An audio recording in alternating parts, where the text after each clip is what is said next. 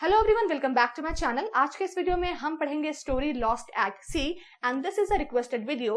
आगे बढ़ने से पहले अगर आपने अभी तक मेरे चैनल को सब्सक्राइब नहीं किया है तो प्लीज मेरे चैनल को सब्सक्राइब कर दीजिए, बेल आइकन को हिट कर दीजिए और अगर वीडियो अच्छी लगे तो प्लीज इसे लाइक और शेयर भी जरूर कर दीजिएगा एंड वीडियो को पूरा एंड तक देखिए ताकि स्टोरी आपको अच्छी तरह से समझ में आ जाए। तो चलिए वीडियो को स्टार्ट करते हैं। Adapted from R.L. Stevenson's Treasure Island, the story of Jim Hawkins' incredible adventurous।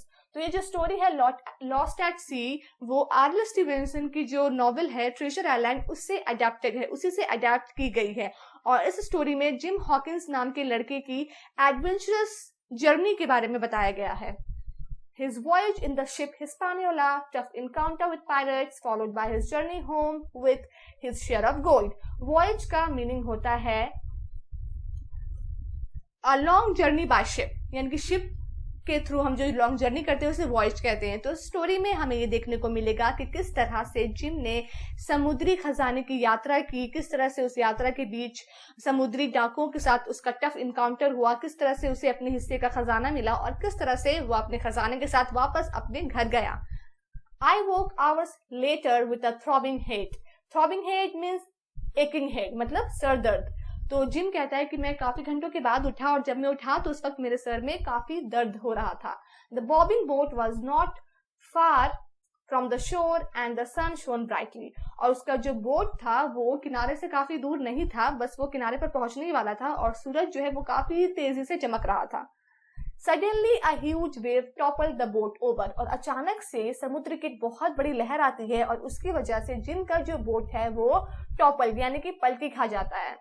I realized that I had lost control over it and could be lost at Hispaniola Sea forever। और तभी gym को ऐसा महसूस होता है कि उसका जो कंट्रोल है उसके शिप पर से अब खत्म हो चुका है और अब वो हमेशा के लिए हिस्पानियोला सी में गुम होकर खोकर रह जाएगा।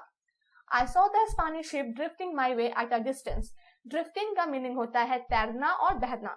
तो वो क्या देखता है जिम की एक हिस्पानिक शिप उसकी ओर बहते हुए चली आ रही है। I had to get on board and take charge। तो वो उसी समय ये फैसला कर लेता है कि मुझे उस शिप पर जाना है और उसका कंट्रोल अपने हाथों में लेना है।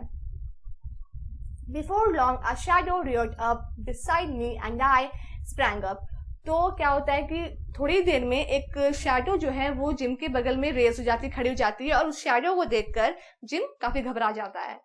Just in time to see my little boat being smashed to tiny pieces by Hispaniola। और थोड़े ही देर में वो ये देखता है कि जिनकी जो बोट है वो हिस्पानियोला सी के बड़ी बड़ी लहरों की वजह से छोटे छोटे टुकड़ों में टूट कर रह जाती है। With all my strength, I clambered along a mast as the ship rocked and rolled। मास्ट का मीनिंग होता है खंबा। शिप में जो खंबा लगा होता है उसे हम मास्ट कहते हैं। तो जिम क्या करता है कि उसकी तो अब बोट जो है वो टूट के पीस पीस हो चुकी है, तो उसके बाद जिम क्या करता है दूसरा जो शिप है उस पर चढ़ने की कोशिश करता है। तो जो मास्ट होता है शिप का उसके सहारे उसका हेल्प लेके वो उस शिप पर चढ़ने की कोशिश करता है क्योंकि वो जो शिप है वो काफी रॉक एंड रोल मतलब काफी हिल डुल रही है। Gently I sunk down into the deck। It seemed strangely quiet। Deck का मीनिंग होता है जहाज का तल यानी कि जहाज की सतह। तो जिम क्या करता है जहाज की जो सतह है उस पर छुप जाता है और थोड़ी देर के लिए उसे ऐसा लगता है जैसे चारों तरफ एक अजीब सा सन्नाटा छाया हुआ है। I spied two pirates lying in a pool of blood in a corner। और तभी वो क्या देखता है कि एक किनारे में दो समुद्री डाकू हैं जो कि खून से लथपथ पड़े हुए हैं। One was dead but the other groaned and looked up। ग्रॉन्ट का मीनिंग होता है दर्द में कराहना। तो दो समुद्री डाकुओं में से एक तो मर चुका था और एक दर्द में काफी कराह रहा था और वो उसी मोशन में क्या करता है जिम को देखता है। He was Israel Hands, a friend of Long John Silver, the pirate chief। और वो कौन था? उसका नाम था इजराइल हैंड्स। और इजराइल हैंड्स कौन था? वो पायरेट चीफ यानी कि समुद्री डाकुओं का जो चीफ था लॉन्ग जॉन सिल्वर जिसका नाम था उसका फ्रेंड था। I have come to take the ship back to Captain Smollett, said I। तो जिम इजराइल हैंड से कहता है कि मैं यहाँ पे इसलिए आया हूँ ताकि मैं इस शिप को वापस से कैप्टन स्मॉलेट के पास लेकर जा सकूं। Hands smile slightly. स्लाइली का मीनिंग होता है क्लेवरली, चालाकी से। तो हैंड्स क्या करता है काफी चालाक वाली हंसी से जिम की ओर देखता है। I will help you sail to the island he offered, और इजराइल हैंड्स जिम को कहता है कि मैं तुम्हें शिप को आइलैंड तक पहुंचाने में तुम्हारी हेल्प करूंगा. Before we sailed away I heard a shuffling sound.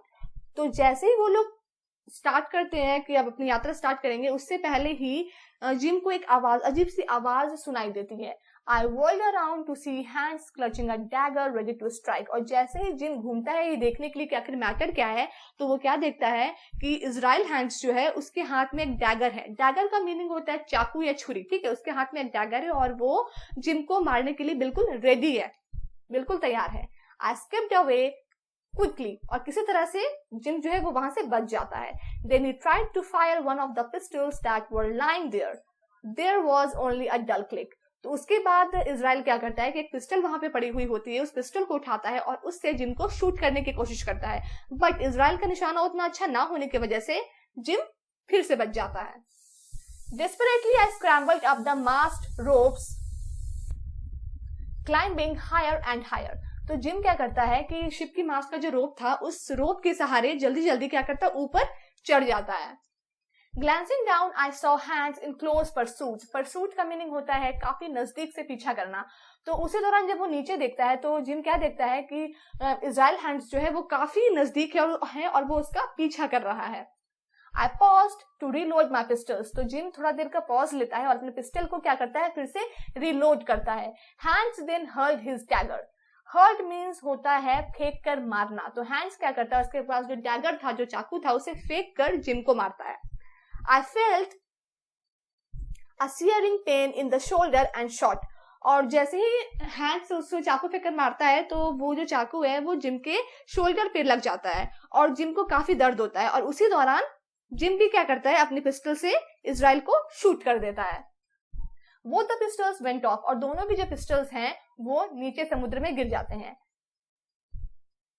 Hands screamed and dropped into the sea. और हैंड्स क्या करता है, चिल्लाते हुए सी में डूब मतलब गिर जाता है. I was stunned. और ये देखते ही जिम काफी शॉक हो जाता है. With a thumping heart and tearing pain, I climbed down and swam ashore.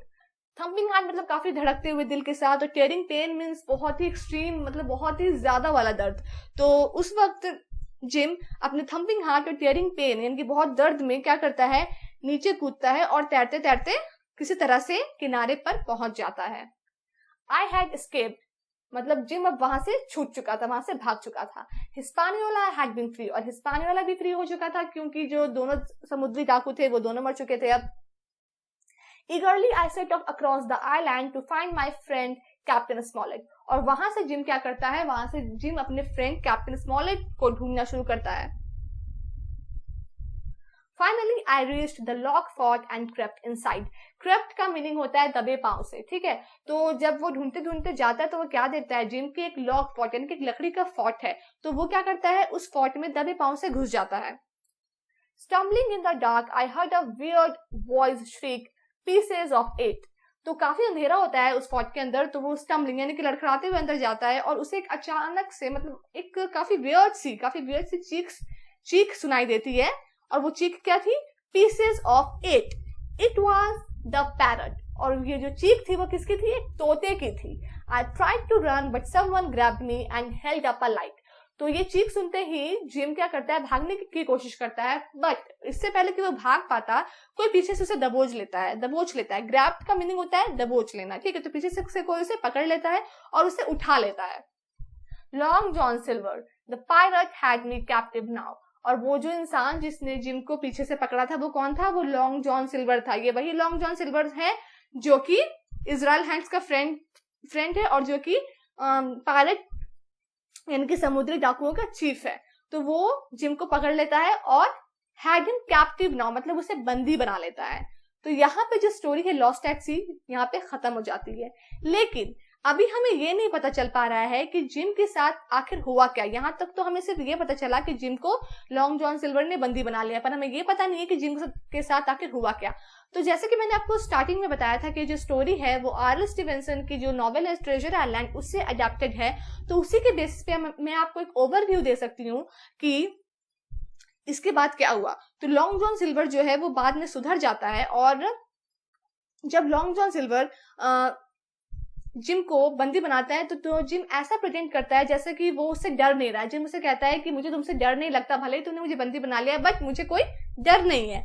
तो बाद में क्या होता है कि लॉन्ग जॉन सिल्वर सुधर जाता है, वो जैसा पहले था वो वैसा नहीं रहता, और long John silver and gym Hawkins ये दोनों मिलकर अपने बाकी के क्रू मेंबर के साथ समुद्री खजाने की खोज पर निकलते हैं, और फाइनली उन्हें समुद्री खजाना मिल जाता है और वे सब समुद्री खजाने को आपस में बांट लेते हैं। और जब वो लोग वापस आने की तैयारी में रहते हैं तो एक रात क्या होता है कि लॉन्ग जॉन सिल्वर अपने हिस्से का खजाना लेकर बिना किसी को बताए चुपचाप वहां से फरार हो जाता है, और किसी को भी उसके बारे में पता नहीं होता कि वो कहाँ गया। उसके बाद जिम क्या करता है कि जिम भी अपने हिस्से का जो गोल्ड है उस शेयर ऑफ गोल्ड को लेकर वापस अपने घर अपनी माँ के पास चला जाता है। एंड में क्या है कि I never did go back to Treasure Island but sometimes in my dreams I hear the waves on the sand और Long John's parrot squawking pieces of 8। उसके बाद जिम हॉकिंस कभी भी ट्रेजर आइलैंड यानी कि समुद्री खजाने की खोज पर नहीं गए, पर अब भी उन्हें कभी कभी सपने में रेत के ऊपर समुद्र की लहरों की आवाज या फिर लॉन्ग जॉन सिल्वर के तोते की चीखने की आवाज पीसेस ऑफ एट उन्हें अपने सपने में सुनाई देती रहती है। तो ये थी story lost at C. Hope आपको स्टोरी समझ में आ गई होगी। अगर आपको अभी कुछ डाउट्स है तो आप कमेंट सेक्शन में मुझसे पूछ सकते हैं, और अगर वीडियो अच्छे लगे हो तो please like, share, comment, subscribe and hit the bell icon. Will meet in our next video very soon. Till then bye. Thanks for watching.